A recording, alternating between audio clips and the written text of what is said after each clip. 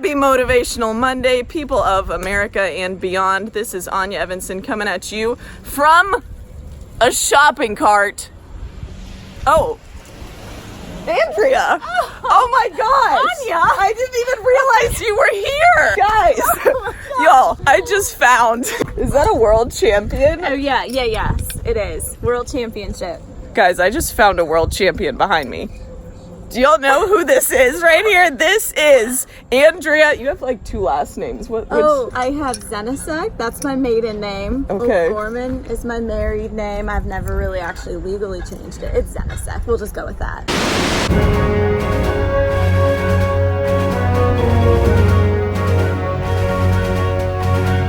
On today's episode, we have Andrea Zenisek with us. She is going to give you crazy amounts of motivation because she is actually a Spartan world champion elite athlete.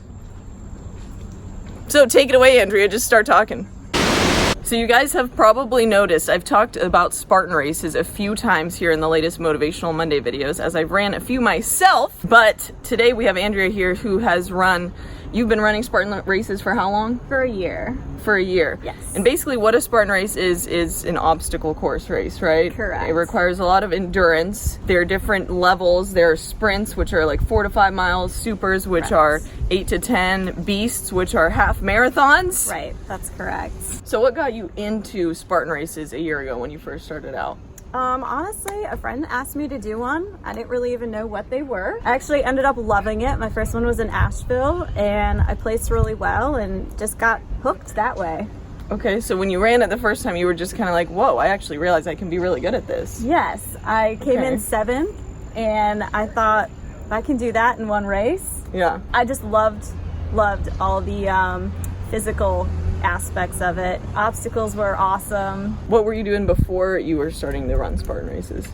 Honestly, I had kind of fallen off the wagon for a while as far as fitness was concerned. I've been a soccer player growing up, and after I became a mom, I just kind of let myself go for a while and noticed that I was really unhappy with myself. And so I started to get into Beachbody, actually. Okay. To, regroup myself on the whole fitness front. And then my friend asked me to do a Spartan race, and it was history from there. And now do you foresee yourself doing Spartan Races kind of as the rest of your fitness career, or how has this changed your goals regarding your fitness? Yes, one of my goals is actually to be on the Spartan Pro team someday. And okay. So that is something that I think it's going to take me a few years to get there. So what does it take to be on a Spartan Pro team? Yeah.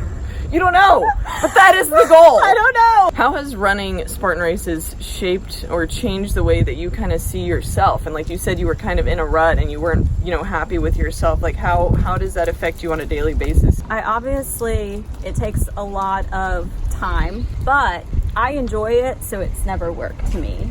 Every day I have my workout in the evening, whether it be CrossFit, some running, a combination of the two. So every day you're training some way or another? In some way or another, yes. Some days it's a lighter day. Other days it's obviously more intense. Yeah. When I'm coming to your CrossFit classes. She does some CrossFit, okay. Does CrossFit help with Spartan Races? Absolutely, 100%. There's a lot of strength that's needed to get yourself through the obstacles, and CrossFit's a great way to gain that strength. What kind of obstacles are in a Spartan race? You got your rope climb. There are monkey bars, there's rings, there's a lot of walls that you have to climb. There are barbed wire crawls. Mud submersions. There is. Can't forget about that water mud. obstacles. And then there's a ton of just running and endurance. A lot of it is running. Correct. So you find the time to exercise every single day, but this is obviously not the only thing you do. So you're a mom, you said. Correct. Right? Yes. How many kids do you have? 2 girls. They are 6. No, wait, scratch that.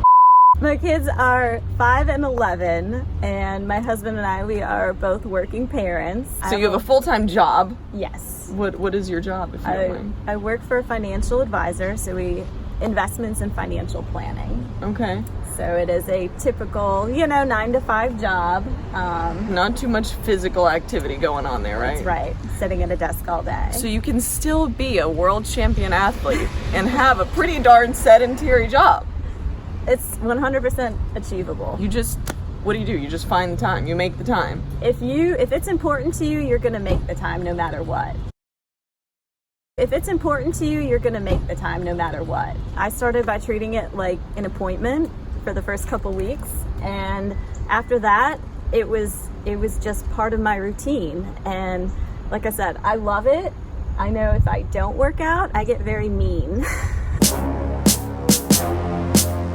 What do you ever have days where it's really hard for you to find the motivation to work out and do things? Absolutely. Yeah, there's definitely days I'm exhausted because I didn't get enough sleep, or the kids are keeping us busy. And there are times I don't start my workouts until 8:45 at night, but I just know that if I have a goal in mind and if I'm not doing what I need to do, it's not going to happen on its own. So it's the end goal kind of that motivates you to get through whatever you're going through at that very moment and give you that motivation that you need to end up just doing what you need to do. Correct. Absolutely. So I keep mentioning that Andrea is a world champion, and how did it come to be that you got to become a world champion? You were in a world champion race, right? Yes, I went to Lake Tahoe a couple weeks ago and competed in the Spartan World Championship. I did have to qualify to get there. And you said this was the hardest race of your life. It was the hardest thing you ever did. It really was, physically and mentally. And this was a Spartan Beast race that you ran? Right. But it was extra challenging because not only was it a beast, but you ran it in weather conditions that they had never even seen in Tahoe for this time of year. That's right. Yeah, it was. The weather conditions were brutally cold, and being from South Carolina, that's not really what we train in. So with the wind chill, it was actually in the negatives. It was 23 degrees, but I want to say it was negative 18. Yeah. So it was snowing. Yeah, it was snowing. The water was approximately 40 degrees. Takes your breath away. And how many people were competing?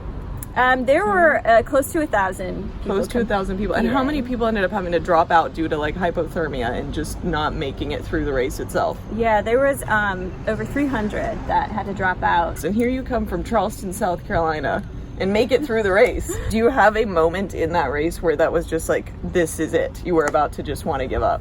It was after the swim. I couldn't feel my feet.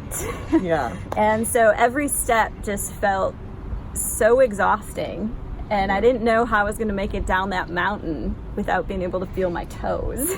So I had to kind of make it a game. I would pick out people and try to catch them, and then I was the whole time in my head thinking about how great it'll be to have a pepperoni pizza and sit in front of the heat in my car after the race was done. And is that what you did? I did have a pizza. She did have the pizza! All to myself. From where? I don't even know.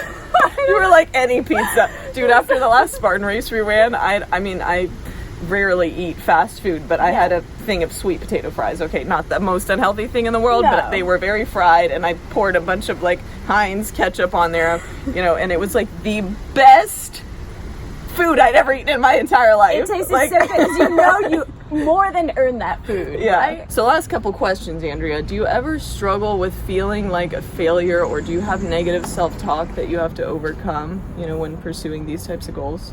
Absolutely. I mean, I always like to try to finish in the top 10, but there are races where I haven't, and then I have to kind of go and reevaluate myself, throw myself a little pity party, but it's a learning opportunity. It only makes you stronger. Would you recommend Spartan to anybody? 100%. Or who would you recommend it to? I would recommend it to anybody. I mean, you see people from all over, all different shapes and sizes. You don't have to be super competitive to run Spartan. You can do it for fun, or you can get as competitive as you want with it. And so I just think it's a great way to stay motivated, and the community is amazing. I feel like every race I meet somebody really special. I was that special person last time. Every time I'm there, I'm the special person. All right, guys. Last question, Andrea. Where are we right now? We are at Costco. We're at Costco, guys. We're actually doing this interview right in front of this.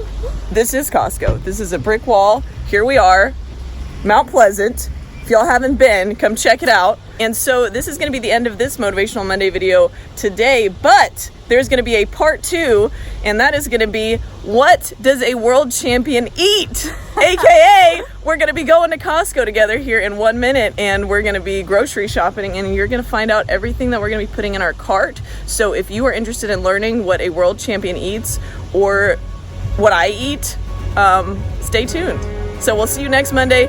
Thank you so much for watching. Andrea, thank you so much for being part of this interview. Thanks for having me. And be on the lookout for the next Spartan World Champion Pro athlete. Andrea, whatever her last name is. Whatever it is. We forget sometimes how old our kids are, how old we are. No worries. Take 2. Okay. Drum roll, please. Just bear with me if I do this a few times. Okay. Yeah. Okay. How do you want me to stand? And that's the medal she's wearing right now. It's world champion medal. Take your time.